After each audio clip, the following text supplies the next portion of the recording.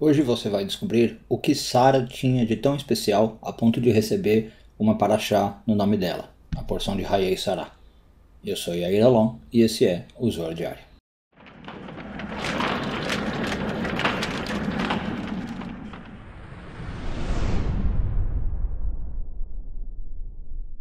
Essa semana terminamos de ler a porção de Hayei Sarah.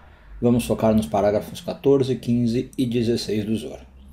É só a partir destes parágrafos que o Zohar, na verdade, começa a falar da vida de Sara. A gente viu que até então o Zohar está falando da história de Jonas e tirando lições de lá. Bom, o Zohar começa dizendo que, embora a Torá fale da morte de outras mulheres ao longo da sua história, a morte de Sara ela é especial no jeito que ela é narrada. Para quem viu o vídeo da Energia Semanal, a gente discutiu isso, a questão dos 100 anos, dos 20 anos, dos 7 anos. É a única mulher que tem essa descrição especial. Bom, e aí a gente tem alguns segredos envolvendo Sara que são os seguintes. Primeiro, diz o Zohar que a Sara era uma reencarnação de Eva. Então ela reencarnou aqui para fazer algumas coisas, mas entre elas corrigir o pecado de Eva. Como tem uma interpretação de que o pecado de Eva teria a ver com a questão sexual, a gente não vai entrar muito em detalhes nisso, mas a questão de ter ido se encontrar com Adão no momento inadequado, a Sara, para corrigir isso, então ela fica um tempo longe do seu marido, Abraão. A gente vê na história que ela é capturada 2 vezes por 2 reis, Uma vez o faraó e outra vez depois um rei ali da terra de Canaã. Ela é capturada, nas 2 histórias o Abraão fala que ela é irmã, Ele pede para ela falar que é irmã, para não ter problema, e ela acaba ficando então afastada do seu marido. O Zohar explica que é para corrigir isso. Outra coisa que a gente vê é que até os 90 anos ela não teve filho, E aí o Zohar explica que isso é porque ela estava preparando os seus receptáculos, a sua árvore da vida, de Keter até Yesod, que a gente sabe que é onde gera, onde procria, para poder ter o filho. Então, nesses 90 anos, a cada 10 anos de vida, ela estava cuidando de uma das Sfirot. Quando ela completou tudo, aí na Sfirá de Malchut, ela conseguiu trazer a energia de Yesod para Malchut. E o Zohar acaba falando de uma coisa muito interessante, que talvez você já tenha ouvido falar, que as pessoas justas, quando elas morrem, elas estão, na verdade, tão vivas quanto elas estavam quando vivas.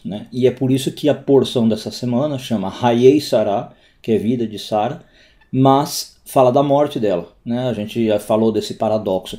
E o Zohar diz que na verdade não é um paradoxo. Uma pessoa justa, quando ela falece, a energia dela continua entre nós como se ela estivesse viva.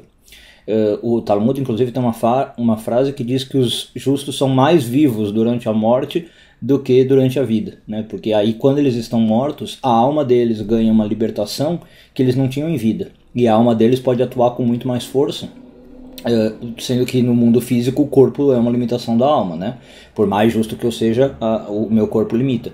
E na morte não, essa limitação se vai.